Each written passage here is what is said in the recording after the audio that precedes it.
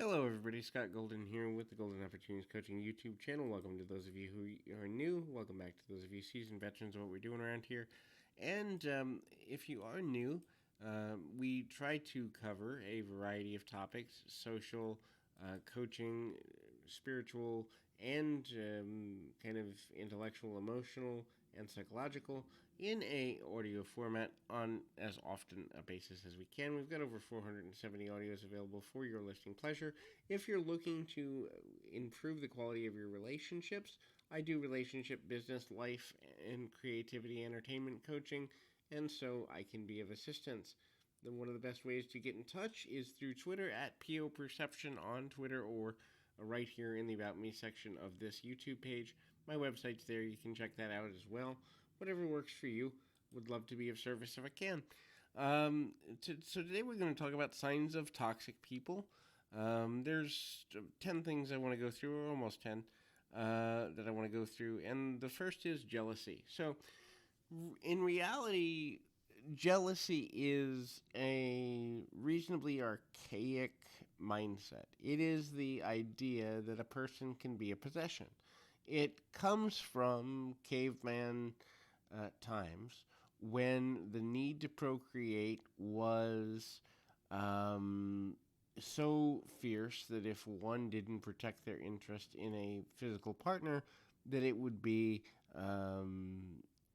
detrimental to the race, detrimental to the tribe, detrimental to the localized community.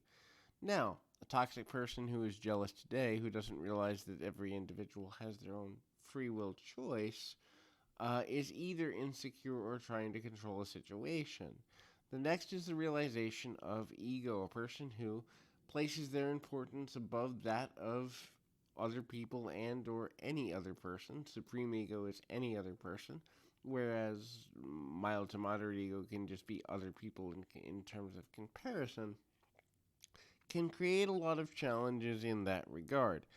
The volatility of a person who doesn't get the level of praise that they think they should is ultimately dealing with some challenges of their own personal value, and dealing with someone who is forever in their ego, therefore placing more importance on themselves rather than others, can be very difficult.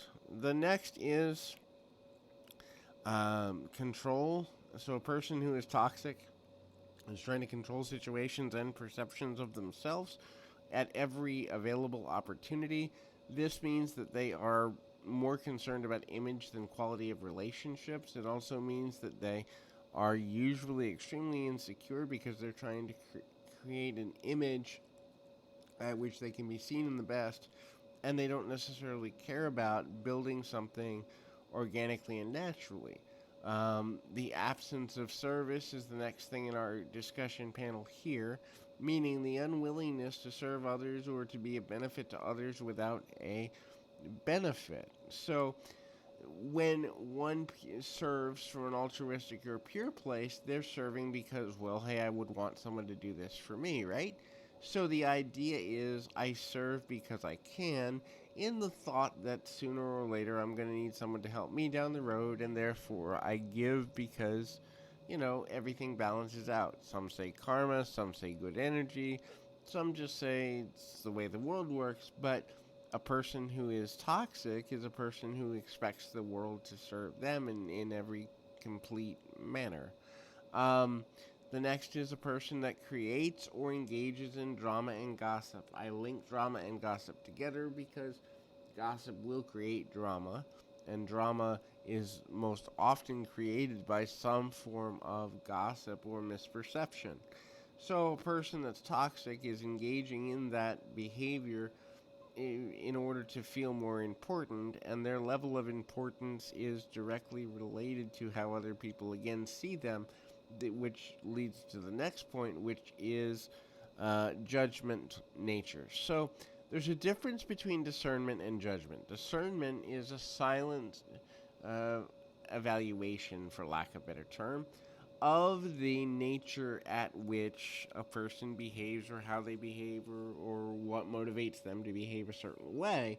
Whereas discernment is kind of an internal process. Judgment is an outward, um, showy process. So a judgmental or critical person is a person who has two beliefs. Number one, their value of opinion is higher than the person they're judging. And number two, that they have solutions to or answers to the way in which something should be done that has more value than the other person.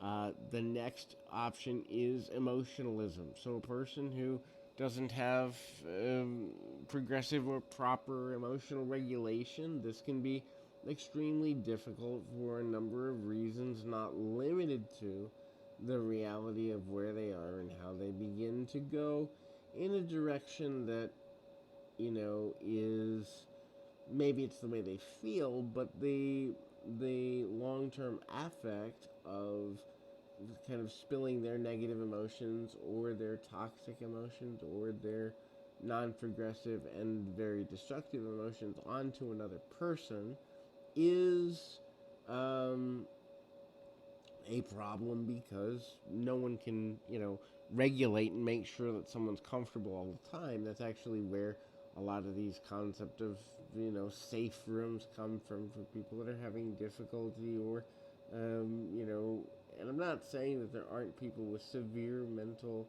challenges that benefit from having safe spaces, but when we integrate them into society to the point where it's almost fashionable to have difficulty having with emotional regulation, that creates a whole nother world of challenges.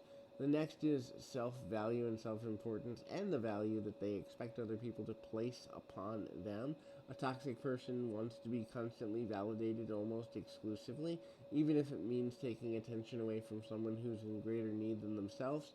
They are constantly looking for verbal and physical and other forms of validation wherever they can get it, and even when they get it, it never feels like enough.